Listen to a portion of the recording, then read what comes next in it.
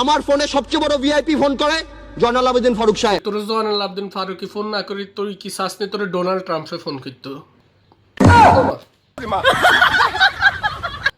একজন মহান ব্যক্তির কথা বলছি, যিনি 1971 সালে যদি জন্মগ্রহণ করতেন তাহলে বুদ্ধিজীবীর তালিকা রেখে পাকিস্তানি রাজাকার বাহিনীরা কিংবা বাংলাদেশের যে সকল আলবদর ছিল তারা তাকে দেখিয়ে দিয়ে বুদ্ধিজীবীর তালিকা রেখে তাকে হত্যা করতো। সেই মহান ব্যক্তির নাম হচ্ছে আন্দালিন রহমান প্রার্থ।